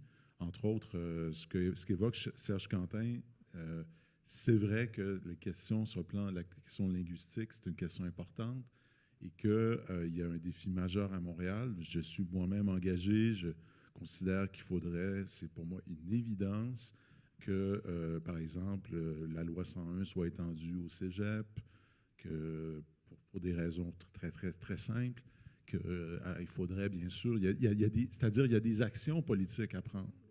Et ça, le défi, c'est d'arriver à croire à ces actions-là, non pas sur le mode de la défense et de ce qu'on pourrait appeler « sauvons les meubles », mais sur le mode de la construction d'un monde commun. Et une chose qui, pour moi, est fondamentale, et je dois vous le dire parce que je pense avoir droit à une position privilégiée dans le sens suivant. J'enseigne depuis 25 ans à Montréal. J'ai grandi à Shawinigan. Je suis un gars du centre du Québec. Quand j'étais enfant, je connaissais une personne issue d'immigration à Drummondville. Et quand je suis arrivé à Shawinigan, le garçon dans ma classe, j'ai dit, tiens, c'était des gens du Laos. Et c'était son cousin. Alors, tu sais, c'était la même... Il n'y avait personne. Vous savez, c'était l'homogénéité. Mais je veux juste souligner ceci qui, pour moi, est important. Il dit... et je référerai, entre autres, à un titre d'un livre qui, pour moi, m'a à la fois parlé, mais un peu dérangé. La loi 101 est un échec. Pourquoi la loi 101 est un échec? On a une complaisance dans l'échec et dans la défaite au Québec qui est dangereuse et malsaine. Non, nous n'avons pas tout raté. Non, nous ne ratons pas tout le temps tout. Et je vous donne cet exemple. Ça fait 25 ans que j'enseigne au Québec, à Montréal, pardon, dans un collège où j'ai la majorité de mes étudiants d'origine immigrante ou enfants d'immigrants. Et désormais, mes meilleurs en français, mes plus motivés en littérature, s'appellent Zhang, Wang, Tatar, Abdel Salam, Pavel, Sava, Mazza, et je pourrais, Mohamed, et je pourrais continuer ma liste comme ça, Filardi, je pourrais la continuer très longtemps. Pas pour dire d'ailleurs qu'il ne reste plus de Tremblay, Leclerc, je ne sais pas quoi, mais pour souligner ceci que la faute que nous pourrions faire en ce moment, ce serait de ne pas voir ce qui déjà est là avec nous et participe au devenir du Québec il y a un risque d'altériser, je vais l'employer comme ça, c'est-à-dire de rendre autre et de rendre étranger chez nous, et je mets le nous au sens, des gens qui sont là et qui partagent avec nous quelque chose. Et pour moi, ça, c'est très important. Le virage est difficile à faire. Mais nous ne ratons pas tout. Et ces gens-là, par exemple, un jeune homme, Nguyen Zhang, qui vit à la prairie et qui est passionné de littérature et qui veut que je lui explique comment mieux écrire en français par faire son style, il est là. OK? Ils sont là. Et donc, pour moi, c'est comment arriver à concilier une inquiétude légitime et qui est de tout temps a existé, la peur de disparaître, hein, la fragilité de ce que c'est que le Québec à l'échelle de l'Amérique du Nord, concilier cela avec un désir de construire. Bon, je m'excuse. Non, il n'y a pas d'excuse. Serge, réaction, Serge Quentin? Moi, je dirais que je suis un nostalgique, bien sûr, du Québec que j'ai connu, du Québec dont j'ai rêvé avec d'autres. Je suis blessé évidemment par, appelons-la la seconde défaite référendaire, et où c'est vraiment le commencement de la fin pour le grand rêve indépendantiste qui a porté la Révolution tranquille. Alors oui, il y a un nouveau Québec qui se construit, il y a une nation québécoise qui est en train de se constituer, qui sera très différente forcément de celle que j'ai connue, de celle dans laquelle j'ai vécu. Mais je ne peux pas m'empêcher de m'attrister de cette évolution-là, alors que nous avons tant rêvé ce pays français, et qu'il est Mathieu donne l'exemple de ces étudiants qui possèdent des étrangers, entre guillemets, des immigrants, des fils ou filles des immigrants, des enfants de la loi 101, qui maîtrisent bien le français, qui sont excellents en français, mais il y a quand même beaucoup d'immigration au Québec qui passe à l'anglais, au monde anglophone. Et est-ce que dans 40 ou 50 ans, même avant peut-être, le Québec ne sera-t-il pas une province anglophone ou presque anglophone? Vous savez que la proportion de francophones diminue au Canada, comme peau de chagrin, elle diminue même au Québec. Alors, je pense que c'est inévitable, bien sûr. Je suis en faveur de l'immigration, mais en même temps que j'y vois un danger. Et ça a toujours été un danger, l'immigration pour le Québec, pour la survivance française. Ouais. Alors, la discussion s'est engagée. On ne va pas l'interrompre tout de suite, mais on arrive vers la fin. Je vais vous poser une question à chacun. Vous aurez 1 minute pour y répondre, puis après, on va aller vers la réaction là-bas. L'identité québécoise est-elle en train d'être, à vous écouter ou à regarder la situation présente, à lire, est-elle en train d'être rabattue uniquement sur la question de la langue et la langue française? Y a-t-il d'autres composantes de l'identité québécoise qui feraient en sorte que un récit serait possible? Donc, vous aurez 1 minute, c'est un tour de force, 1 minute chacun, et en oubliant vos notes, 1 minute chacun pour répondre à cette idée de l'identité québécoise. De quoi est-elle faite maintenant, aujourd'hui? Et ça va nous emmener après vers le commentaire de Pierre Neveu. Oui, Mathieu Bellil. La langue, c'est le degré zéro du lien politique. C'est-à-dire que sans une langue commune, sans une compréhension commune, on ne peut même pas avoir le luxe d'un désaccord. Ça veut donc dire que la langue, c'est pas de gauche, c'est pas de droite, c'est pas réactionnaire, c'est pas progressiste. C'est pour ça que ce combat-là est important, d'accord? Parce que ce n'est pas un combat, quand bien même ça serait tel camp ou tel autre qui parlerait plus fort, le fond est là. Maintenant, ça ne peut pas être que ça. Et c'est là, c'est-à-dire qu'à un moment donné, la langue parler français, pourquoi? Pour dire quoi? Pour être quoi? C'est-à-dire que la langue, c'est seulement l'outil après qui permet d'être quelque chose, d'incarner quelque chose. Et le danger, ce serait je dirais, d'absolutiser cette question-là, c'est-à-dire d'en faire le commencement et la fin. C'est le commencement, c'est le degré zéro, mais après, il faut enrichir ça d'autres choses. Et en ce sens-là, 30 secondes, 10 secondes. En ce sens-là, je trouve que la réflexion sur le territoire, qui s'inscrit, je trouve, dans la pensée d'un Serge Bouchard, qui est un peu ouvert sur un continent et sur un monde, je trouve que ça... Et sur une autre chose que je termine en disant, Pierre Neveu montre bien qu'on vit dans un monde, pas juste le Québec, dans un monde qui de plus en plus est rempli de non-lieux. Des lieux qui ne sont pas des lieux parce qu'ils sont tellement interchangeables. Prenez n'importe quel aéroport du monde, c'est pareil. Maintenant, beaucoup de centres-villes, pour parler nostalgie, beaucoup de centres-villes de grandes métropoles sont pareils. Ce sont des non-lieux. Il faut échapper à ça. Très bien. Et la langue, c'est la langue française. Bien sûr. Le point zéro. Le degré zéro, c'est une langue Donc, commune. l'anglophone au Québec est-il moins québécois ou aussi québécois? Ce n'est pas qu'il n'est pas québécois. C'est pas à moi, de toute façon, je pense, de répondre à ça. C'est pas ça. Mais c'est qu'à un moment donné, pour se parler et pour être ensemble, il va falloir trouver avoir une langue commune. Une langue commune. Très bien. Nadine El-Taïf. Il faut lui laisser l'effort de parler le français et de ne pas lui répondre en anglais parce que c'est plus facile pour lui ou pour elle. Ouais. Moi, je pense que le salut, c'est dans la traduction, par la traduction. Mais l'identité québécoise, Oui. pour vous, elle est... Mais c'est ça. C'est qu'on est entre deux. C'est-à-dire on a différentes cultures et c'est dans ce mouvement, ce donner et recevoir, le fait de se traduire mutuellement et de comprendre la culture de l'autre et de donner de sa culture, mais surtout, bien sûr, de la défense de la langue française. Je suis bien sûr une francophone et je la défends, bien sûr. C'est ma langue presque maternelle. Donc, moi, je pense que le salut viendrait par la réflexion sur la traduction.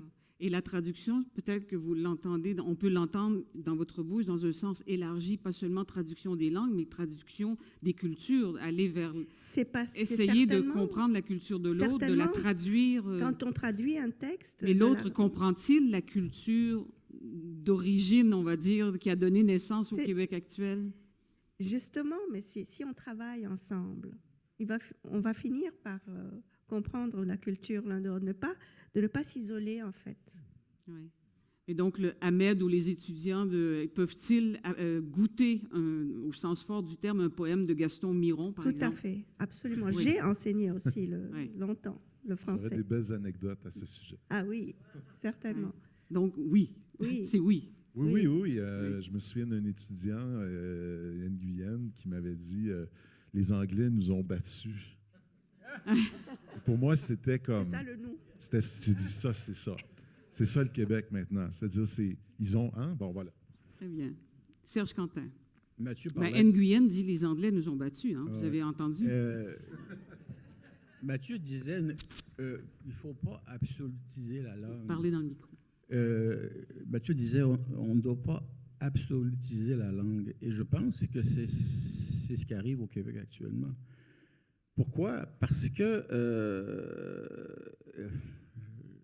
désolé, mais les plus jeunes générations ne connaissent pas d'histoire, même récente. Et donc, ils ne savent pas pourquoi ils auraient à défendre cette langue. Ils la défendent parce qu'ils la parlent, bien sûr, mais est-ce qu'il y a des raisons plus profondes? Et souvent, ils ignorent ces raisons plus profondes. Ils ignorent l'histoire. La longue histoire de la survivance canadienne, du combat pour la langue, la culture française au Québec. Parce que la langue, c'est une culture, ça devrait faire partie d'une culture. Or, auparavant, à l'époque de l'idéologie de la survivance, il y avait la religion catholique qui donnait sens à la langue, au fait de parler français. D'ailleurs, les curés défendaient la langue française parce qu'ils craignaient l'invasion des États-Unis, des Anglais et du Canada anglais. Il défendait la langue comme il défendait la religion. Mais maintenant, sur quoi repose, qu'est-ce qui constitue le ferment de cette langue? Les raisons de la parler. Pour des gens qui ne connaissent pas l'histoire, cette langue est purement utilitaire. On parle français, alors pourquoi pas parler anglais? Hein? Ce serait tellement plus utile de parler anglais sur le continent nord-américain. Donc, ce que vous dites, que c'est dans l'identité québécoise, il y a aussi une composante mémorielle. Une composante mémorielle très importante qui est en perdition, qui s'émousse de plus en plus, bien sûr. Il n'y a pas d'avenir pour le fait français, je pense, pour la nation francophone québécoise, sans une mémoire. Et la mémoire se porte très mal au Québec actuellement. Oui. Vous avez dit tout à l'heure que vous étiez nostalgique. Êtes-vous nostalgique aussi, dans la foulée, d'un récit où les composantes qui définissaient l'identité, vous venez de dire la religion, la langue française, c'était lié, il y avait une force, on peut imaginer, décuplée dans ce cadre-là. Êtes-vous nostalgique de ce régime, on va dire? Moi, je suis plutôt nostalgique de la Révolution tranquille. Hein. Ah oui, donc après. Évidemment, on avait liquidé la religion, mais on croyait en soi. Hein. On croyait que cette nation pouvait se donner une nouvelle référence. Or, je crois qu'elle n'a pas réussi, ou très peu réussi. Quoi. Bon, on va aller vers Pierre Neveu. Réaction? Il y a eu une discussion, finalement. Hein? Oui. Ben, oui. On aurait pu la prolonger, je pense. Je connaissais déjà les idées de Serge. Bon, c'est sûr que sur le plan fondamental, je ne veux pas répéter, j'adhère beaucoup à ce qu'a dit Mathieu, en particulier sur cette espèce de culture de l'échec ou du ratage qui est dans la culture. C'est très enraciné dans la culture québécoise. Et si on dit, par exemple, que la francisation, on a tout raté ou qu'on a raté fondamentalement, à mon avis, d'abord, c'est stérile et c'est même pas conforme, à mon avis, au fait. Oui, on peut citer des statistiques, il peut y avoir des régressions ponctuelles qui sont quand même statistiquement là, assez minimes. Mais je pense que si on regarde sur une longue échelle, si on considère aussi que les enfants de la loi 101 vont eux-mêmes faire des enfants et que donc l'immigration, c'est un phénomène de 2-3 générations, souvent avant que l'intégration plus importante se fasse, je pense que là, on retrouve quelque chose de positif. Alors, je voudrais dire une chose sur la Révolution tranquille. C'est pas que je rejette le récit de la Révolution tranquille. Parce qu'en fait, ce que je reprends là, plusieurs historiens, depuis l'époque de la Révolution tranquille, parfois on les a appelés révisionnistes, mais je pense que ce n'est pas seulement des révisionnistes. Je vais penser à quelqu'un comme Yvan Lamonde, par exemple, qui est un nationaliste, qui croit beaucoup au Québec, qui est un indépendantiste. En même temps, il montre que avant la Révolution tranquille, le discours nationaliste n'a pas été porté seulement par un courant conservateur, mais il montre qu'il y a tout un libéralisme, qu'il y a eu des influences anglaises qui ont été positives, etc. Bon, il y a une vision dynamique de ce nationalisme-là qui ne le renvoie pas à ce qu'on a appelé, bon, on connaît le stéréotype, la grande noirceur. Bon. Par ailleurs, il y a eu effectivement une petite bourgeoisie canadienne-française qui est bien avant la Révolution tranquille, déjà au début du 20e siècle, et à laquelle, je pense, ma famille appartenait, et qui est réelle aussi, et qui fait qu'on ne peut pas juste dire que la Révolution tranquille, c'était un arrachement à la pure misère. Oui, effectivement, on sait par exemple que globalement, les Canadiens français étaient sous-payés, mais dans l'ensemble, donc, je me situe aussi dans une vision un peu plus nuancée de la chose. Bon, mais je pense que ce qui est le plus important, c'est qu'on n'a pas, moi je pense que, puis ça c'est un peu ce que je défends dans mon livre, qu'on n'a pas, je pense, assumé totalement dans un certain discours nationaliste la logique de la Révolution tranquille, il faut rappeler que la Révolution tranquille, elle s'est faite sous le signe aussi de la modernisation et du pluralisme. L'affirmation de pluralisme, elle est dans le rapport Parent. Il y a un constat sur la société qui est en train de se faire, une société qui est aussi ouverte à d'autres disciplines comme la montée des sciences, le développement d'une société donc où l'unanimité, d'ailleurs on connaît le slogan « Feu l'unanimité » qui a été prononcé à l'époque de la Révolution tranquille. Donc je dirais ça c'est la première étape. Selon moi, il y a eu une deuxième étape qui est venue après la loi 101 en 1977, et ça, j'en parle dans mon livre, où l'immigration est devenue un enjeu majeur. C'est vrai. Mais cet enjeu-là, il a aussi donné des résultats très positifs. Je pense que Mathieu en a donné des exemples. Mais je dirais aussi que si la francisation n'a pas toujours aussi réussi qu'on le voudrait, il y a aussi des ratages dans la politique elle-même. C'est le Parti québécois qui a fait disparaître les COFI en 1999, les centres d'orientation et de formation des immigrants, qui étaient des lieux, je pense, formateurs, qui n'étaient pas seulement une initiation à la langue, mais aussi à la culture. Et maintenant, on entend dire, et personne n'a démenti ça, que le gouvernement actuel n'utilise pas tous ses budgets pour la francisation. Il y a des budgets qui viennent d'Ottawa, mais qui ne sont pas utilisés. Alors, si on cesse de croire à la francisation, on dit on a tout raté, ben à mon avis, on s'en va effectivement dans un cul-de-sac. Bon, ça, c'est... D'autre part, ce que je dirais aussi, c'est que si j'insiste sur le territoire, c'est que le territoire fait apparaître la diversité.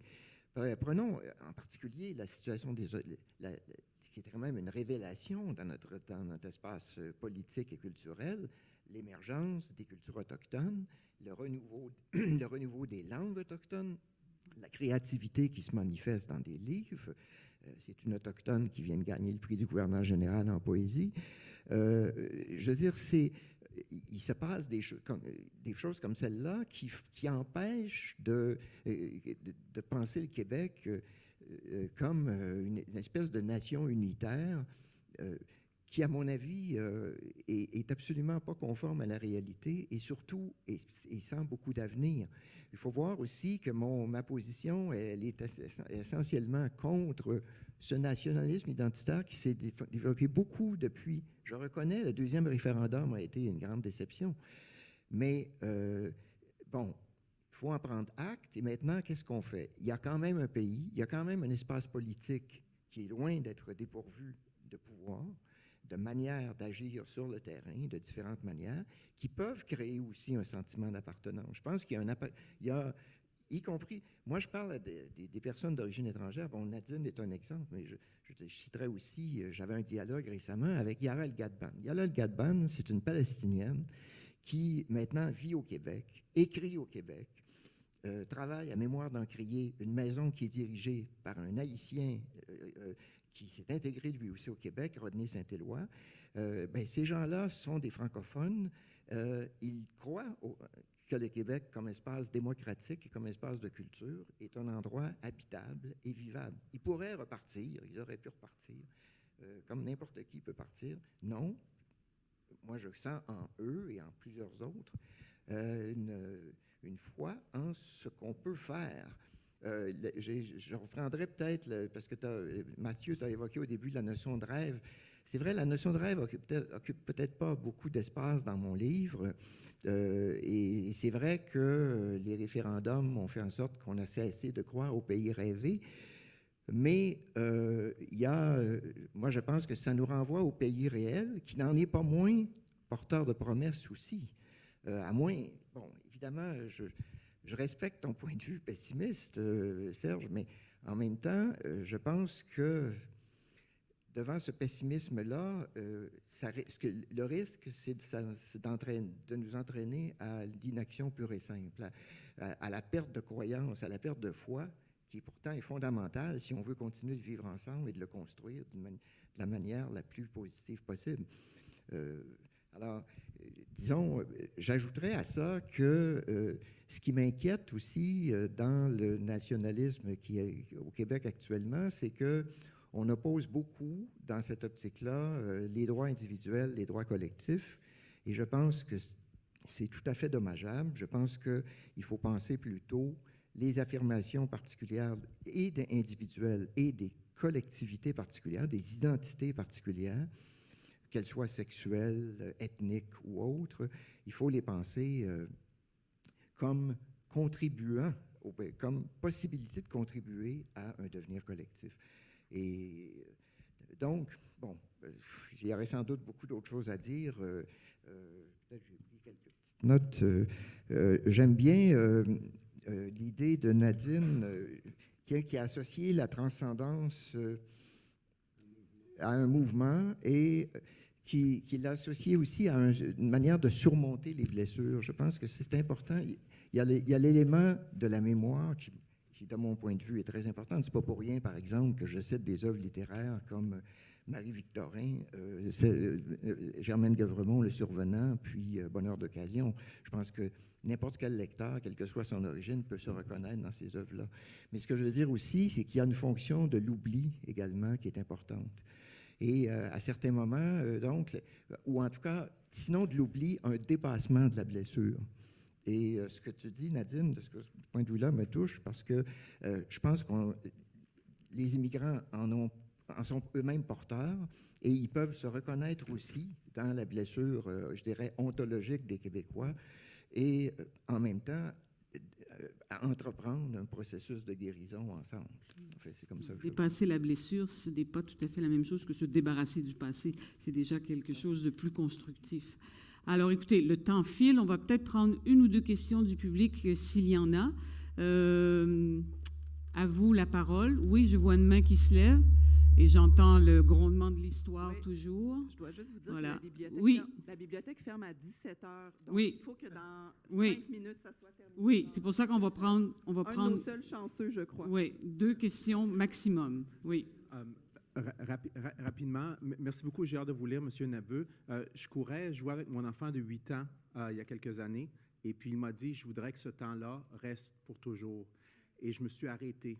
Et pour moi, ça complémentait l'effet de temps et d'espace. Et ce que je me suis demandé dans la littérature, c'est comment est-ce qu'elle peut nous aider avec le deuil et les naissances. Parce que je ne peux pas vivre avec mon fils en ce moment, et je me demande si ce n'est pas une métaphore pour notre rapport à une nation, pour notre rapport à tout ça. Comment la littérature peut nous aider avec les deuils et les naissances. Merci. Pierre Neveu?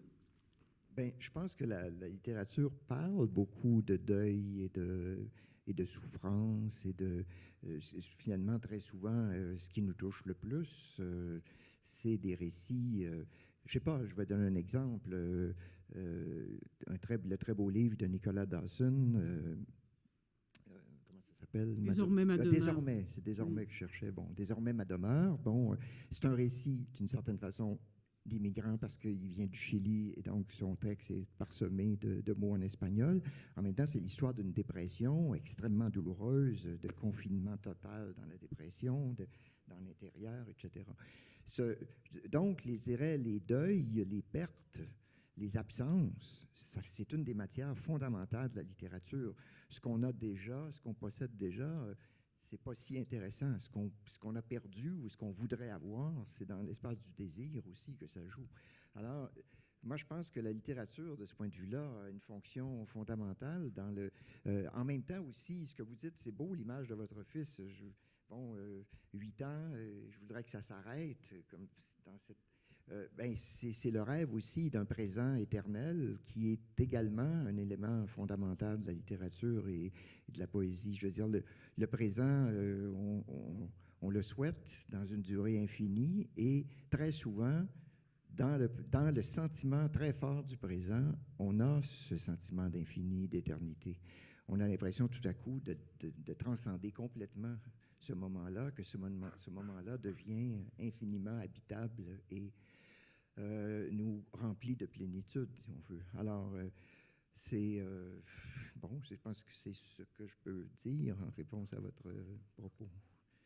Est-ce qu'il y a une dernière question rapidement?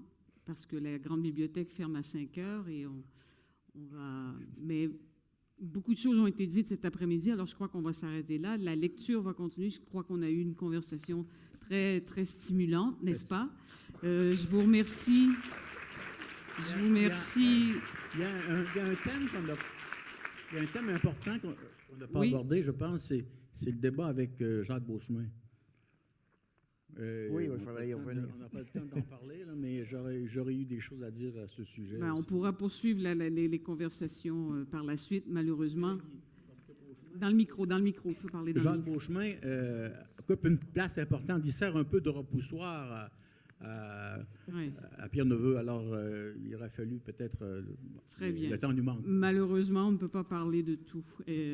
Alors, merci beaucoup, Pierre Neveu. Merci. Ben, merci. Merci, à vous. Yvon Patrice. Rivard. Merci à vous. Merci. Merci Mathieu Bellil, Nadine El Taïf et Serge Quentin. Merci à vous du public, merci à la Grande Bibliothèque et merci à l'Académie des Lettres de continuer d'être un acteur important de la société québécoise. Merci à vous.